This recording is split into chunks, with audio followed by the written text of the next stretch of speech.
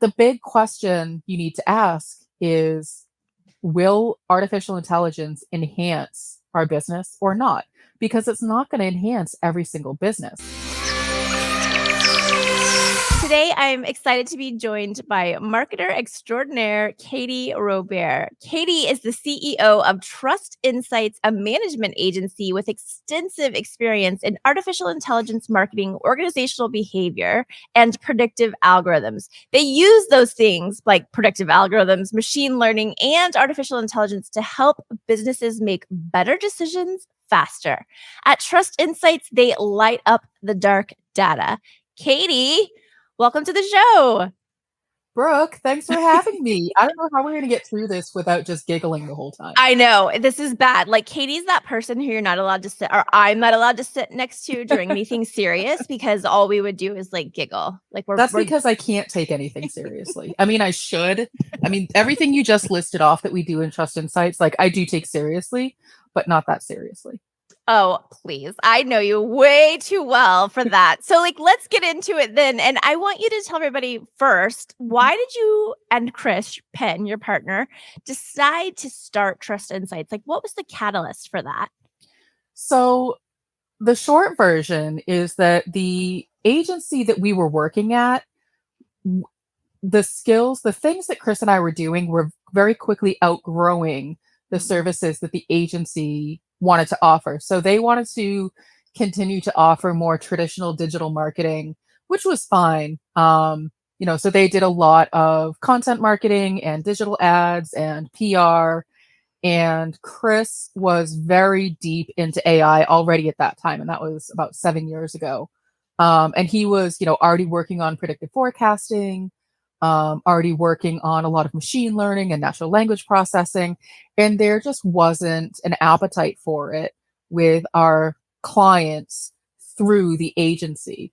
And so, we were feeling burnt out. He was on the road all the time, doing pitches and new business. I was managing the team, which I love doing, but the team was also growing sort of restless because the work was very redundant and uninteresting to them. They wanted to do more of what Chris was doing.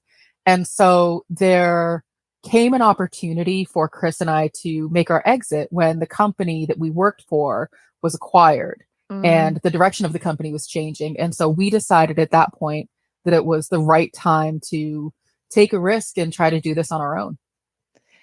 I love it. I think that's a great story. And I think that's how a lot of us make the jump, right? Like something kind of like is the catalyst or pushes us into like jumping off and like just going for it. So before we get really into the nitty gritty, I want you to explain digital transformation. I feel like we should do the Pee Wee Herman, like, woo, because it's such a buzzword, right? But you have a background in digital transformation and artificial intelligence. That's easy for you to say, Brooke. Right? Can you just briefly tell our listeners or our people who are watching, what that background came from and how you got there? Yeah, so digital transformation is really just another way of saying, change management, organizational behavior. And so I spent a long time building and managing teams at a company where the teams didn't exist. And so I worked at a company that made a transition from clinical research to commercial products. And so in that transition, they had to, hire and build out a development team. They had to hire and build out sales and marketing teams. They had to hire and build out creative and UX teams and, epidemiology teams and research teams and all those things. And I was there and participated in all of that as the head of the product that I owned. I played a big role in shaping those teams. And that's where I really cut my teeth on organizational behavior. And what I learned through that process is that if you don't have the right people in the right roles, it doesn't matter what your end goal is. It doesn't matter what technology you're using or what processes you develop. And so when we think about digital transformation, it's people, process, and technology.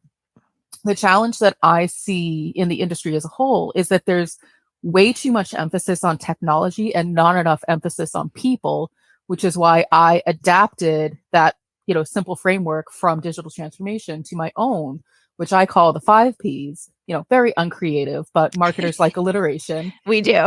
And so it's purpose, people, process, platform, performance. Because the other challenge I saw with digital transformation was that there was no real way to measure success, Yeah. especially when you're trying to measure success around changing your organization. So, how do you know you did the thing? And when I approach a project using the 5 Ps, people, the second P, is the one that I spend the most time on. Because if your team doesn't know why they need to use a new piece of technology or what's in it for them, what does it mean for them long term, what role do they play, even if it's a small one, they're not going to take ownership of the process. They're not going to want to use a new platform, and your performance is going to suffer. I love that. That's a great one. Write that one down, folks, because I think that's really important. And I also think that, when we do talk about any sort of transformation, whether it's digital or otherwise, it's so important to have the right butts in the right seats is the terminology I use. Excuse my southernness. But yeah, I think, a lot of people do put emphasis on like the tech and not necessarily the people. And that could go really wrong really quickly. So can you also do the same thing you did there and just give me the most straightforward explanation you can of artificial intelligence? Because I'm sure, most of the people who are going to be listening or watching understand it and have heard about it at least. But for those who are kind of like a little bit shy about artificial intelligence, what would you say is the most straightforward way to explain it to marketing people? So artificial intelligence is just a series of math equations. There's 3 main categories of artificial intelligence, and I had to come up with my own acronym so that I could remember what they were. And so the acronym, ironically, is FOG, as in my foggy brain, because I can never remember it. But it's FOG. So there's the 3 branches are find, organize, and generate. So for artificial intelligence to work, you need to find information, data, quantitative and qualitative. You need to organize it, and then you can generate with it. And so a lot of what people are talking about right now is the 3rd branch, which is generative AI, where you're creating something that new, or you're editing your content, or you're having a conversation with ChatGPT thinking that you're actually talking to a human, but you're really talking to a series of math equations. So artificial intelligence is math that continues to quote unquote get smarter as it learns more. And so the more data, the more information you give to the large learning model, the system, the database, whatever you want to call it, the more it, and this is where it's confusing, the more it understands. And by understands, it just means it's taking in more information. It's not becoming sentient and understanding how to be human. It's more like seeing the patterns, right? It starts to develop like pattern recognition. And right? that's exactly it. It's so if you think about something like predictive text, like so if you're texting, your friends on your phone, predictive text is using pattern recognition to know how you talk. And so for me, I tend to curse a lot. And so my phone recognized that pattern and stopped correcting certain words. Ducking, and cheat. Oh, So, did you see that actually Apple is making an update that autocorrect will not change ducking. It will use the real word. Which we won't say here, but you know what we're getting at. Exactly. Okay, so now we know what digital transformation is. We know what artificial intelligence is. How would you assess the current state of marketing when it comes to AI readiness? Let's just say for the average marketing agency, right? Like just the middle guys. Like, what do you think is the potential for AI readiness? Not great. And I say that not because AI isn't going to transform a lot of companies and marketing teams, but it's a different skill set. And so you may already have some of the skill sets on your team. This is why when I think about the 5P structure, I really focus on the people.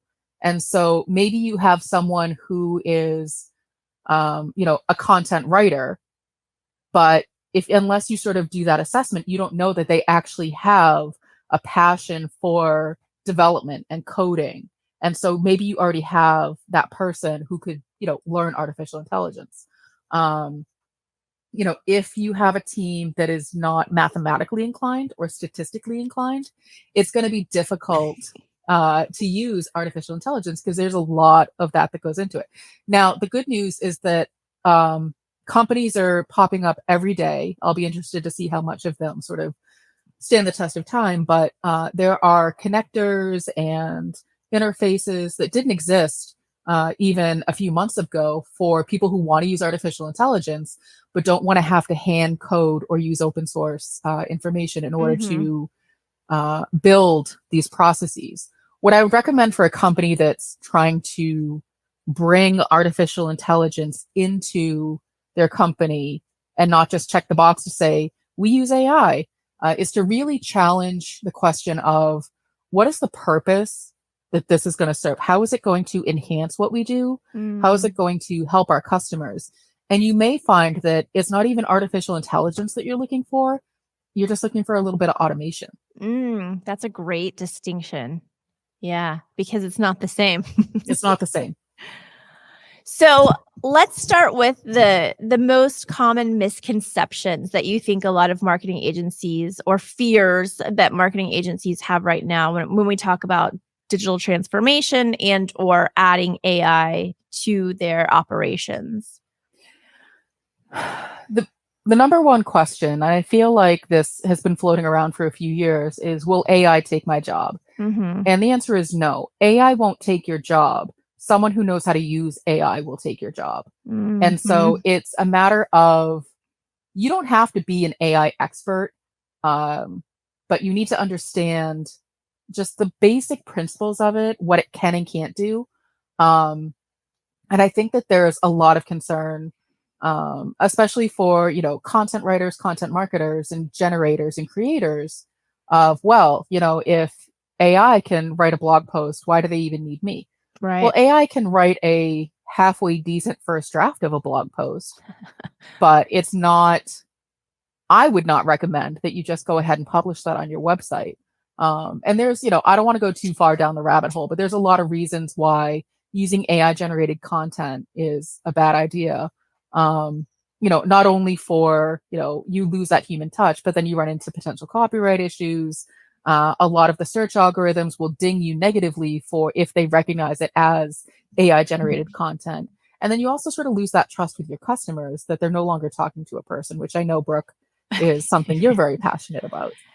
Definitely, but, like, let's just go slightly down the rabbit hole. I wanna add to the US Copyright Administration. I forget the exact name, but they actually came out in March, Mhm. and they said that any content that is created with artificial intelligence, you can't, claim as your own. What's the That's word I'm right. looking for? You can't, you don't own that content. So I think that's something that business owners should really pay attention to. Obviously, the content that you write for your site should be owned by you. Mhm. Should be your IP. So, yeah, just a little note there, but give me, like, the top 3 reasons why maybe that's one of them, I don't know, why businesses shouldn't just write a blog post in ChatGPT and publish it to their site just like that. Well, one of the things that is becoming better understood, but wasn't well understood when a site like ChatGPT launched, and this, a lot of this will be different in the next, 6 to 12 months, is that the data that powers something like ChatGPT, there's there's only so much history there. So one of the exercises that we did to demonstrate that was we created a prompt saying, write a blog post about the, top 10, ways to handle SEO in 2023. And the 10 ways that came back were out of date by about 5 years. Wow. And so I think the answer to that question is probably the number one thing is the information that you're getting out of these systems may be out of date and or incorrect. If you're using something like ChatGPT, you don't necessarily have sources. It doesn't tell you where it's getting the data. If you use Bard that's built into Bing, then it can tell you where it got the source information from, but it still may not be what you're looking for. And so it's if you have to do that research anyway, do it on your own versus relying on a third party tool and then having to go double check that information as well. It just creates more work for you. And it's not really saving the time, which is the whole point of using these tools. Yeah. I mean, I don't know if you've done this, but I did the exercise. I hate exercising. I did the exercise of asking ChatGPT to write a bio, a professional bio for Brooke Mhm. Sellis. And I mean, it included all kinds of stuff that wasn't true. I was like, wow, I'm so accomplished. But like half of it wasn't true. So I think, if you haven't done that yet, definitely do that exercise because I think that will be very eye-opening because obviously you know what you've done, who you Mhm. are, as to how wrong some of the information is that it returns. Yeah, I actually did do that exercise, and ChatGPT is convinced that I'm a professor at Rutgers University. But that's sort of the other side of it is that the data in ChatGPT as of today, and this will change, is only as recent as 2021. And so it doesn't have that historical knowledge. So if you accomplish things in your career 5, 10 years ago, the system doesn't know about it. Um, Conversely, if you are newer to your career, the system probably doesn't know about it. So there's a lot of gaps in the information. And so it's good at writing general things. It's good as a starting off point, but I wouldn't use it as the be all end all. And I would like to believe that a lot of marketers aren't using it that way, but I'm sure there are some who are. Yeah, unfortunately, I think there probably are some who are using it that way, and, I'm sure they'll learn quickly that that's probably not the best way to do it. So let's flip the script and talk about some of the benefits that you think artificial intelligence and or, really putting an emphasis on digital transformation can bring to a marketing agency. And can you provide any examples of maybe some of the clients that you've worked with at Trust Insights or like a fun story, like a hero story? So I think that some of the things that, artificial intelligence are really good at are the quote unquote unsexy things. Generating transcripts or cleaning up a transcript is a really good use case. And so if you're not using AI, like a system like Otter, for example, to generate your transcripts, summarize those transcripts, then you're definitely missing the boat on a really good use case for artificial intelligence. We do at Trust Insights, we do a lot of recordings, our podcast, our live stream, our webinars, our, speaking engagements. There's video and audio for all of those things. And we use a system like Otter to generate the transcripts. And then we use a system like ChatGPT to clean up the transcript. Interesting. And so at no point have we, the human, put our hands on the thing, but we can then take that content because it's now a piece of long form text and repurpose it, include it with the video, include it with the audio, include it as a standalone blog post. And so we've now transformed this piece of content into 5 or 6 different pieces of content, all without having to do anything. And Smart. so it's just extending the life of a single piece of content by using AI to do those things that a person would otherwise manually have to do. And that's Otter AI, right? It's OTTER.ai, That's right? correct. Okay. Yep. I Yeah, thought so. it's a really good service. We've been using it for a few years and are very heavily reliant on it. Every Thursday at 1 p.m. when we do our live stream, we always take the transcript from that, turn it into long form content, but we also export the transcript, bring it back into our video to generate the closed captions. Nice. Because it's easier for us to take control over that because then we can correct the content versus relying on the AI from a system like YouTube or another video provider to, mangle my last name like it always does. Are you Or Robert? it's usually Robert, like ROWBEAR. Oh, okay. And I'm like, well, it's close enough, I guess. Close. So you do want to have some control over the content, and using systems like that are hugely time saving. It can help you. It can help you start some of that research. We were doing a live stream yesterday, and we asked both ChatGPT and Bard, just as an example, like, what are the top 10 marketing podcasts right now? And then one system came up with one list, one system came up with a different list. And so what we would do from there is start to cross-reference those lists and figure out, okay, here's our short list of podcasts that we want to learn about. Let's go ahead and start doing more research. If we were launching our own, podcast from scratch, we would then at least have a starting point to, sort of do that competitive analysis for. That gives me such a great idea to do that for this show. I'm like, oh, let me write that down real fast, because that's a really cool idea. I like that a lot. So, I mean, there's so many advantages to obviously using AI and to getting on board with digital transformation, but I'm sure you've seen some common hurdles that companies face or agencies face as they're trying to implement AI into their processes. So, what have you seen like the most common mistakes or hurdles? And then how did you help that client or person overcome that hurdle? So in terms of, so you're calling it digital transformation. I usually refer to it as change management, which is really what it is, because digital transformation assumes that you're really focusing on the technology. And change management is more of a holistic, focusing on the people in the process. And where it goes wrong, and I'm actually in the process of writing about this, is that people choose the technology first and then try to retrofit in their people and their processes. And it really needs to be the opposite. Technology should be the last thing you're considering if you're undergoing this kind of change management or digital transformation.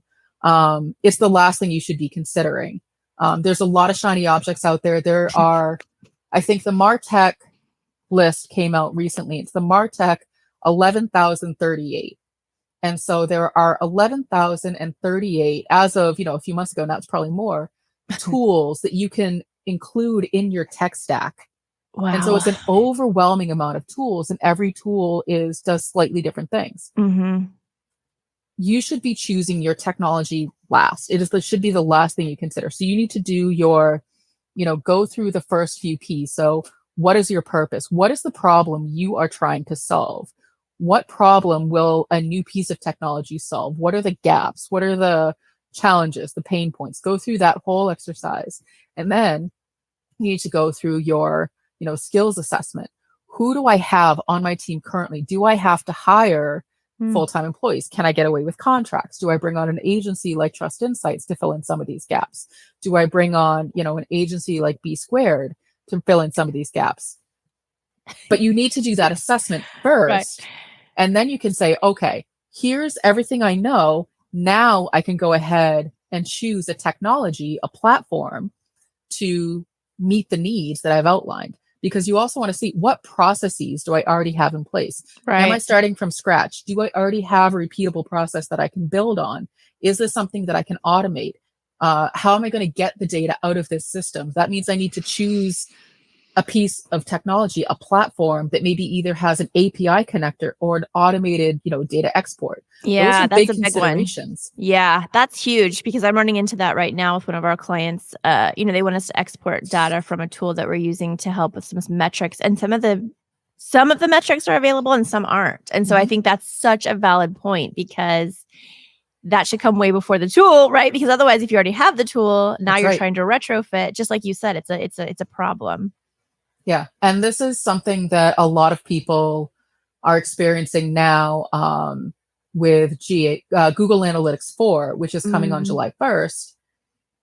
I'm encouraging our clients to see it as an opportunity to reevaluate if Google Analytics is even the right tool, because there are other web analytics tools, Google Analytics being pretty much the gold standard and having the market share, but there are other tools available. And so taking a step back and going through that 5P audit of what are the questions we're trying to answer with Google Analytics data, or what are the questions we need to answer about our website activity. And for some clients, they're just sort of checking the box by having Google Analytics, but they're not actually using the information that comes from it. So why are they then stressing about having the perfect configuration as of July 1st when there's other priorities?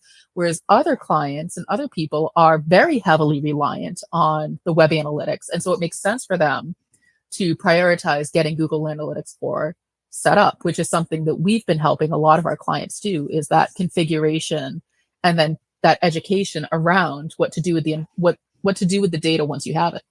Yeah, that's so important because I mean, we use Google and, all of the changes that are coming in now with Google make it very interesting to see like how it will play or not play nicely with other tools. Mhm. So I have one question I want to fit in. I have another question that came up, but I'm going to hold it for a second.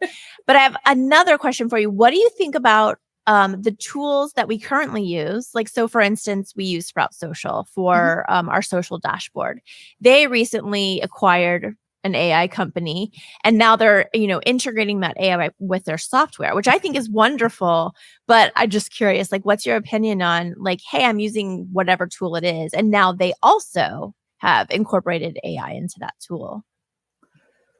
In terms of, are these vendors doing it correctly? What does it mean for the customers? So a few years ago, Chris and I were at a conference, and we were walking around the vendor floor, and we were asking questions of these vendors of, so you have the little, tagline like powered by artificial intelligence. Mhm. What does that mean?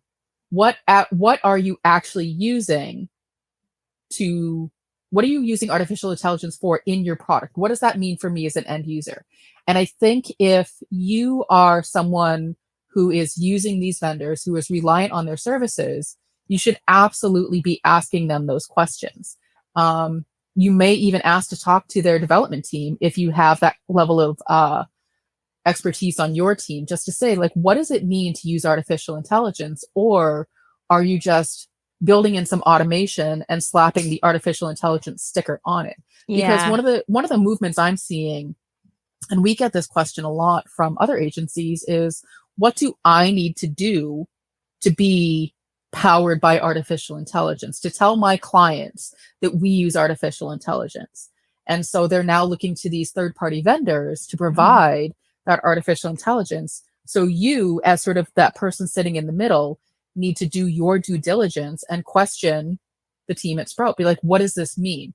What kind of artificial intelligence are you using? So if I had to guess, and please don't be mad at me, anybody at Team Sprout, this is just sort of like an example off the top of my head, is that they are probably using um, natural language processing, and they've probably been using this already. I know they generate the word clouds and Mhm. other things to categorize the content into, this is harmful content, the sentiment is negative, the sentiment is positive. I know they already have that built in, so Mhm. the artificial intelligence may just be enhancing that and making it more powerful.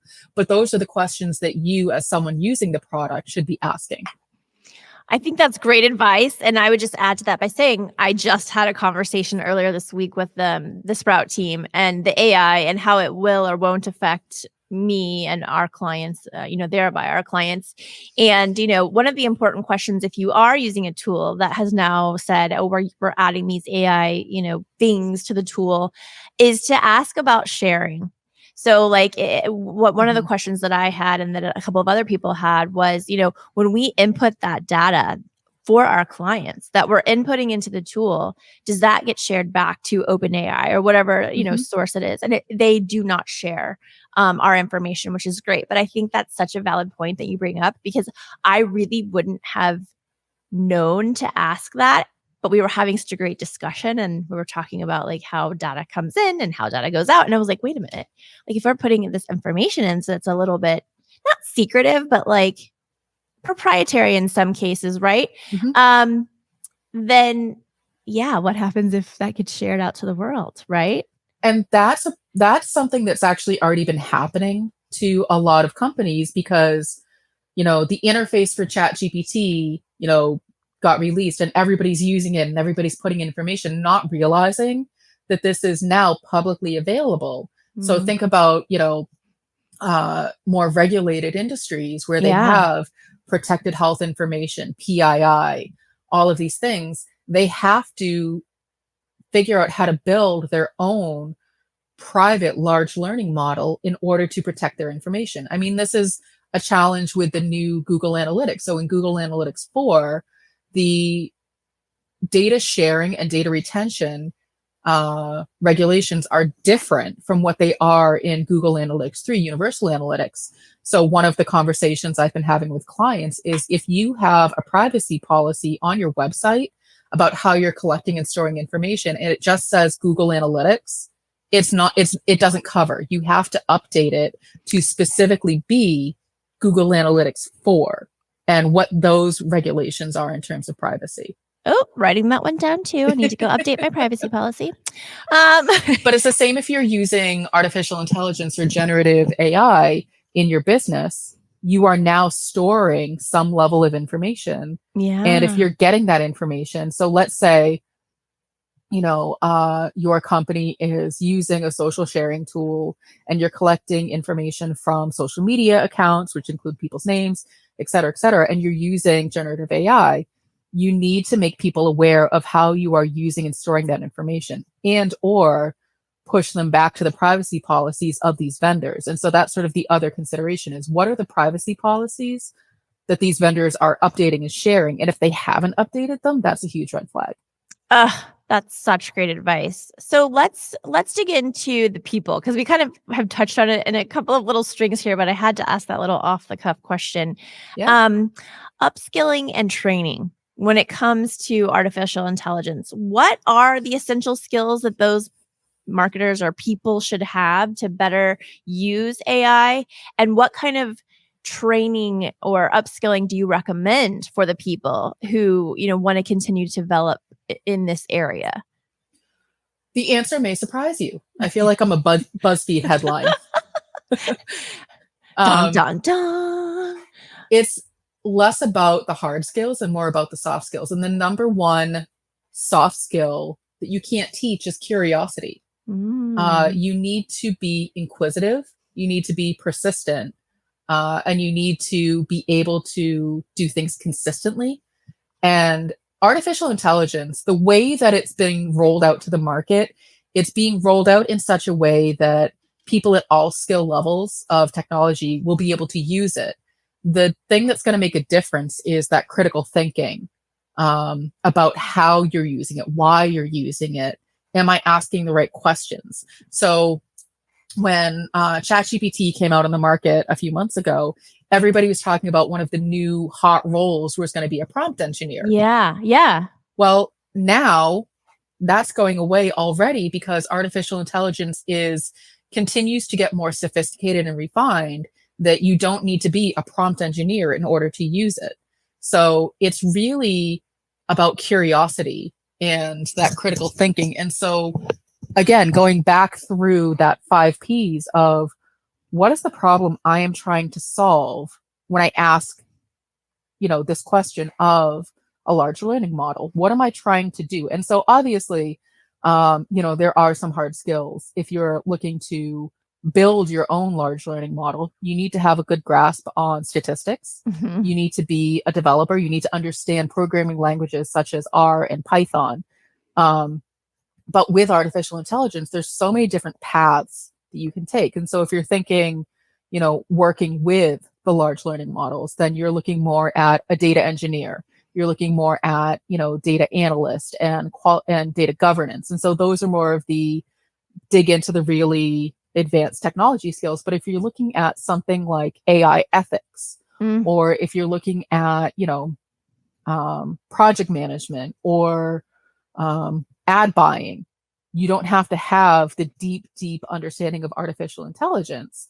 You just need to understand how those things factor into your day-to-day. Yeah, interesting. And then how important is it for, let's just take B Squared, for example. How important is it for me to have an AI strategy?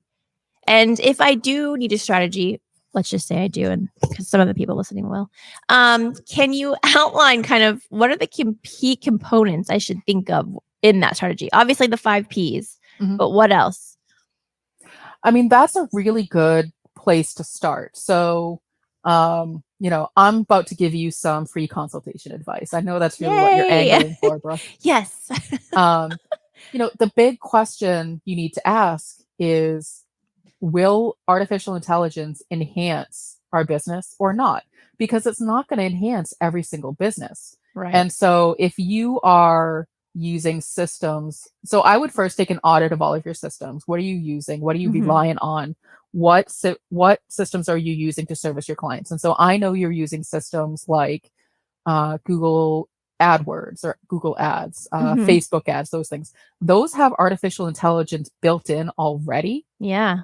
And so the question is that enough? Or do I need to take it a step further? And I want to further automate our processes. I want to use generative AI to build out our ad plans, to draft all of our copy, to come up with our budgets. That's where you would start to figure, do I have enough repeatable process to bring it to artificial intelligence? Does it make sense? Or will artificial intelligence really just get in the way and create more work? And for some companies, that's the case.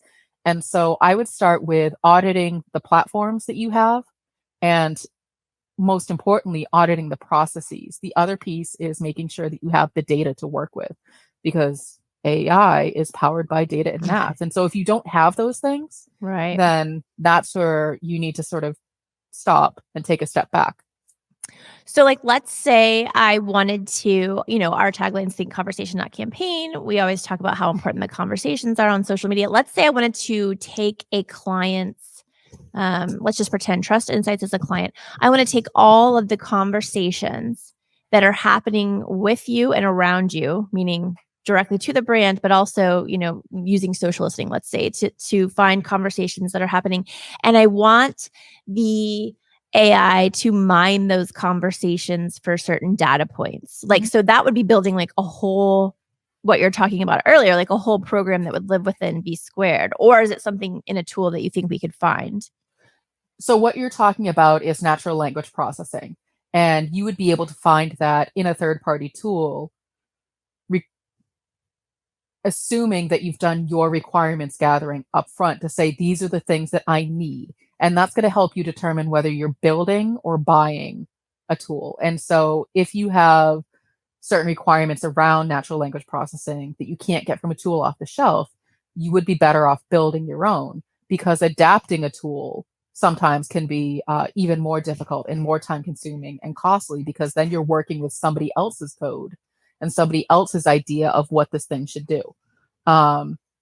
But in that example, if you are looking to extract data from a system like Sprout Social or other, social tools where you have all of those conversations, Mm-hmm.